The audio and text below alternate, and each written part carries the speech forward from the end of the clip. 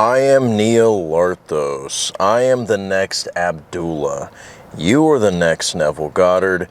Your SP gets wet, moist, every single time they think of you, and your bank account makes Jeff Bezos look homeless. If you want to work with me, the links are in the description below. Subscribe for daily manifestation videos, guys. I'm one of the few in the business is doing it. So, speaking of creators who post daily manifestation videos, the other day I was watching a video of Tom Kieran, right? Because I love that guy, and I'm not going to be one of those manifestation coaches who say, oh, I never watch anybody's content, I'm just too good for that. No, I love to hear other people's perspectives, okay? LeBron watches Kobe tape, MJ tape, okay? You know, Eminem listens to LL Cool J, all right? Taylor Swift listens to Beyonce, okay? Get over it, right? Well, I love Tom Kieran, right? And I was watching a video of a success story that he had where he was talking about the idea of chasing, okay? And I think it's a membership video, so not everybody can see it on the public side. But long story short, his client was concerned about the topic of chasing. And they thought that it was wrong to reach out to an ex or to text them because it seemed clingy, it seemed needy, and even their ex called them clingy, referred to them as a very clingy person when having a conversation with the mutual friend of the two after they broke up. And this mutual friend told her, oh my gosh, your ex was telling me just how needy you are. And she only spiraled out of control after that, right? Well, Tom, with his just sweetheart self, told her, no. Why not say, instead of calling yourself clingy, why not say, I'm just very caring. I'm not clingy for my ex. No, I just care for him very much. And just by switching the label that she gives, I keep, what the hell is this, Neil? Just by switching it from caring from clingy to caring, she shifted states instantly, right? And all of a sudden, she noticed that she got movement within days. The ex came back like the week after that or whatever. And he even said, I told our mutual friend that I thought you were clingy, but I realized that it's just that you care about me a lot. Regurgitating what it was that she manifested, declared, whatever you want to call it, before he ended up coming back, right? So why do I say this? I say this because while I was watching this video, I received a phone call from an SP that I was trying to manifest about half a year ago, it was a random chick that I got the number from, and I just bumped into her and I thought she was cute. She was giving me choosing signals, and I texted her maybe like the day after and never got a response. And it's interesting that while I'm watching a Tom Kieran video, she decides to respond. Well, maybe because when I was watching this video, matter of fact, not maybe, I know it was because when I was watching this video, I also thought, I myself have a limited belief about this whole idea of chasing, right? Because I remember with this particular SP, who called me while I was watching the Tom Kieran video, she was one who I texted the day after. And I always had this limited belief that whenever you get a girl's number, especially if it's a stranger and you just, the vibe is good, she's looking at you, she seems interested, you want to act mysterious, right? But then there was a part of me that was like, no, I'm just going to say, fuck that. I'm going to just text her. Who gives a shit? And I did, and I got crickets, right? Well, I got that limited belief from red pill content creators, dating coaches, people who said that you have to be the alpha male and you have to play hard to get, right? Well, I'm going to tell you one thing right now. If you guys listen to what red pill content creators tell you, it is the equivalent of going to spiritual hell. You know how the Bible talks about you're going to enter into the eternal flames, and in the flames there will be gnashing of teeth, weeping. That's what you're going to experience when you accept the red pill. Because it's bullshit. Okay? Because this whole idea that you can't double text, and this whole idea that if you double text it's like the unpardonable sin is nonsense. Now, of course, it's not right to bother somebody and to just obliterate their notifications, but this whole idea of like, fuck, dude, like, it's been 5 years, and if I text them again, this is like me not being the alpha. It's like, bro, nothing is black and white in this world, okay?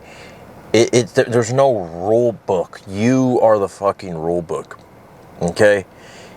Because the only reason why double texting usually is bad is because most people do it from a identity of lack. But if you do it from a source of like, there's a possibility that they miss me right now because they can sense that it's been a while that I've texted them, and I don't know, but I mean, I feel good about my life, and I feel like I can bring something to this conversation, that's where I typically would just bring nothing but neediness. I have just this aura about me, and, I mean, if she doesn't text back, whatever, but I really want to genuinely see how she's doing. I genuinely want to see how he's doing, And if that is so much different than you just, hopefully they text me back this time, and just mauling them with message after message, right?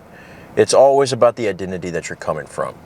But I don't know, when I was watching that Tom Kieran video, it was really an eye-opener, because it dawned on me. I was like, wow, that is so true. You can actually just simply shift states by shifting the labels of your actions. Reframe your actions, reframe your decisions, reframe your past actions, your past decisions, your memories, because a lot of times we are also hung up on a memory of an ex that really affected us and causes us to feel the way that we feel about our current dating life, our current relationships, or our current situation with SP. We base everything off of our past relationships, our past exes, right? We say, well, this didn't work out with my ex, so this definitely won't work out with my current SP, right? But who's to say that that's true? The only one who's saying that is true is you, okay? But I'm telling you, it wasn't just her who reached out to me that week. There was 2 other SPs who reached out to me randomly, who I messaged months ago. And they reached out to me, I think,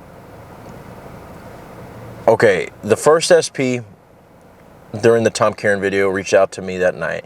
And then 2 SPs that didn't respond to my text from ages ago responded in the same day, I think 1 or 2 days after that.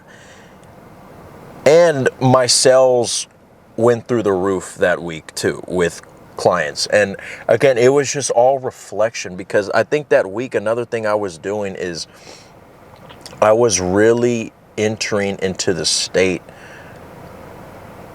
a lot more. Like what I was basically doing was I was detaching a lot. I was not focused on the 3D. I was actually to the point where no matter what was going on at work, because there were certain things that were going on at my other job that were just kind of, you know, in the 3D, they would typically piss me off, but I was detaching from that. There was things going on with my family. There was things going on with, well, SP, everything was okay because I'm with my SP right now. I'm in a really great relationship, but things were not perfect in the 3D, in the physical plane, but I already knew that that was just a reflection of past assumptions, right? And just from me simply detaching and going to my end, which is that I'm a fucking millionaire and I bought Elon Musk and Jeff Bezos is asking for loans, just for me doing that, and for me knowing that even though I'm in the relationship of my dreams right now in the 3D, like the women are like, I mean, I have infinity gauntlets at my disposal all the fucking time, you know, and women don't even care that I'm in a relationship. They're just throwing their panties at me, you know, just by me detaching and me asking, what would the version of me who had all these things right now be feeling in this moment? How would he be brushing his teeth? How would he be scratching his armpits? How would he be looking at the wall daydreaming, right? He probably wouldn't be thinking of what's the next technique to do. Maybe should I visualize in this manner? No, you would just be chill, right? One of the most important, one of the most powerful techniques is to learn how to chill. Honest to God. Because remember, if you had your SP,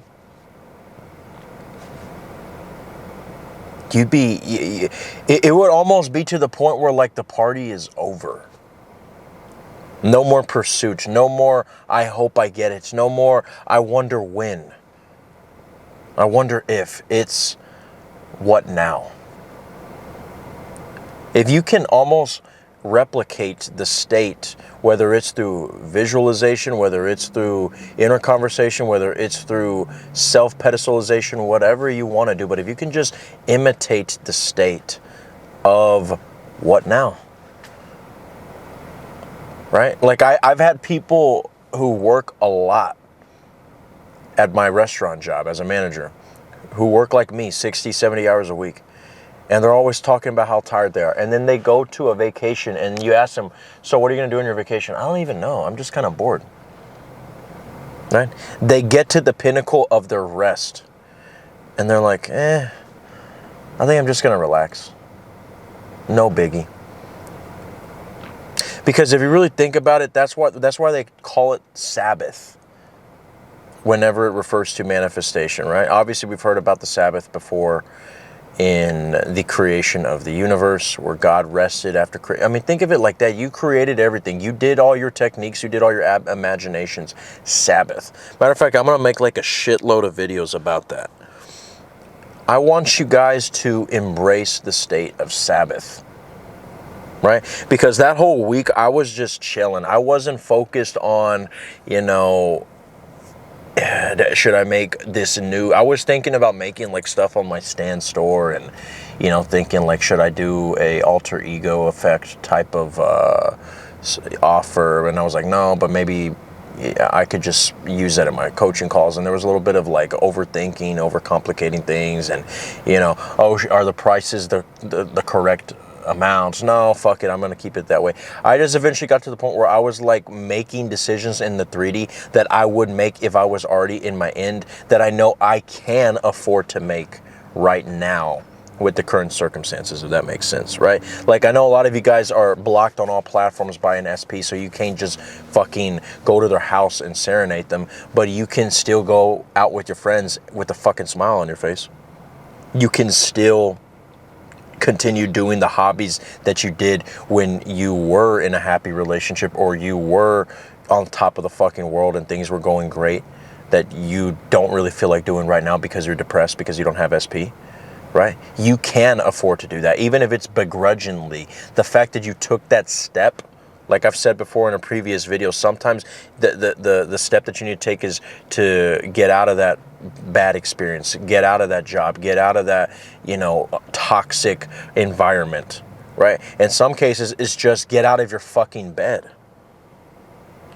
Because it's not the result of it in it, like, oh, I went to the restaurant with my friends, but I couldn't stop thinking about her. Well, at least it's better than not trying.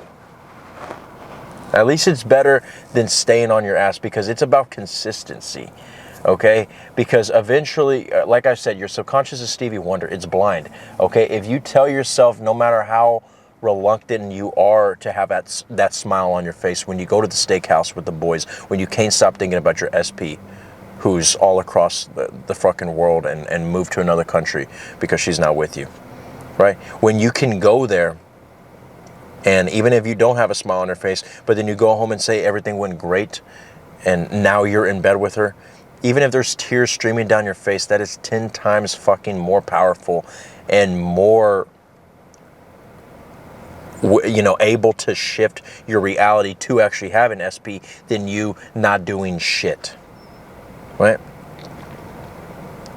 Do what you have to do in the 3D to act as if, but know that sometimes the feeling of nothing is happening is not the feeling of nothing is happening. Is not the feeling of this shit isn't working. Remember, the same feeling, the same vibration, the same sensations in your body of nothing is happening is the same feeling of, I already have my SP, we've been together for 6 months and things are now kind of boring, okay? So whenever you want to know what it feels like to go in your end, sometimes realize that the sensation of just being chill is all that you need.